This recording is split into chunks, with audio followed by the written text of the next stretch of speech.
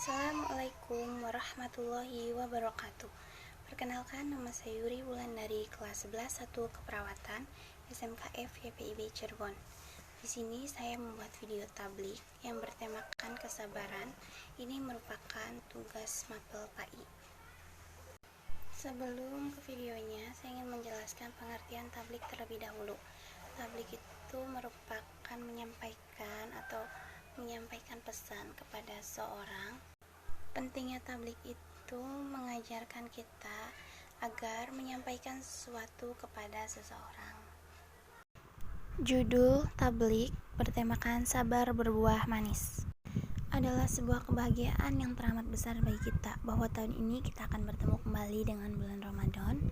Dengan berpuasa kita memiliki kesempatan untuk lebih bersabar lagi, untuk mengasah kesabaran kita.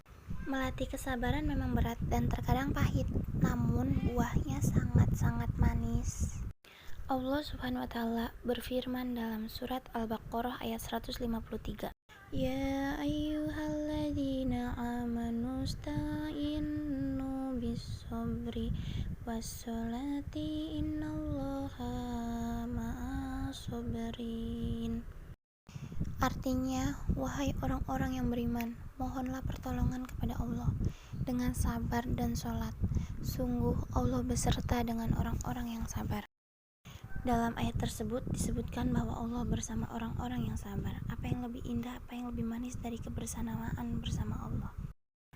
Bahkan dalam surat Al-Imran ayat 146 Allah berfirman, Wallahu yuhibbus sabri, dan Allah mencintai orang-orang yang sabar.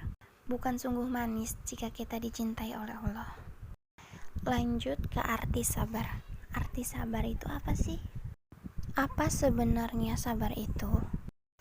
Dalam bahasa Arab, secara bahasa, sabar berarti ridho, tajalat mengikat, tahamala bertahan, ihtamala menahan, dan dalam menghadapi suatu fi huda wa itminaan, dalam ketenangan dan dunia syakwa, tanpa mengeluh.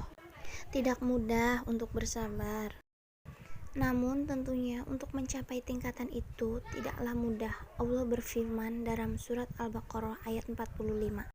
Wasta'inu yas-sabri was-salati wa innaha laqabiratu illa al-khashiin. Artinya, dan mohonlah pertolongan kepada Allah dengan sabar dan sholat. Dan sholat itu sungguh berat, kecuali bagi orang-orang yang khusyuk.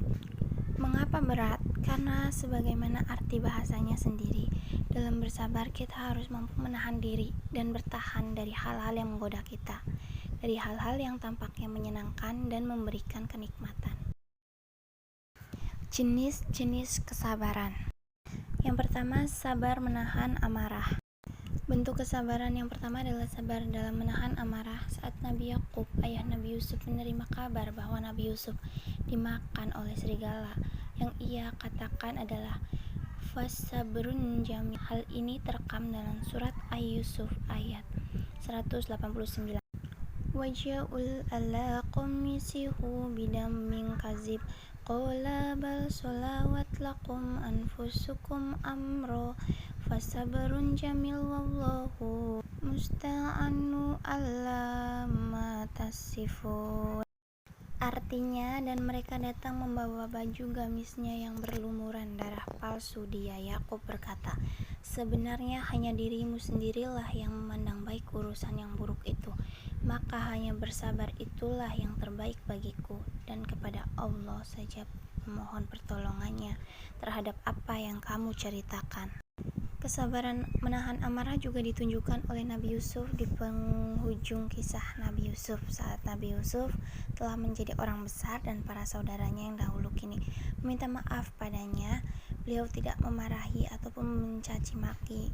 Justru beliau berkata sebagaimana terekam di dalam surat Al-Quran, Qala la tasriba alaikum yaghfirullahu lakum wa huwa arhamur rahim.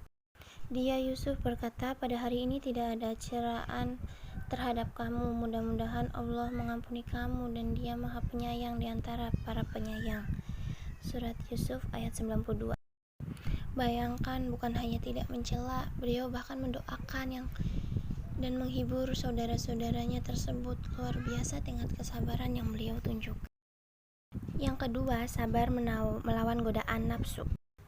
Kita harus sabar melawan godaan hawa nafsu. Ketika Nabi Yusuf beranjak dewasa, ia sempat digoda oleh seorang wanita yang untuk melakukan sesuatu yang dilarang oleh Allah Subhanahu wa taala. Bagaimana sikap beliau? Beliau berlindung kepada Allah dan berlari menjauhi godaan itu. Yang ketiga, sabar menghadapi cobaan. Kita juga harus sabar dalam menghadapi musibah. Dalam surat Yusuf, Allah mengisahkan bagaimana sang raja bermimpi melihat 7 ekor sapi betina yang gemuk dimakan oleh 7 ekor sapi betina yang kurus. Mungkin itu saja yang bisa saya sampaikan. Mohon maaf jika ada kesalahan kata atau ada yang kurang. Mohon dimaklumi. Kurang lebihnya mohon maaf. Wassalamualaikum warahmatullahi wabarakatuh.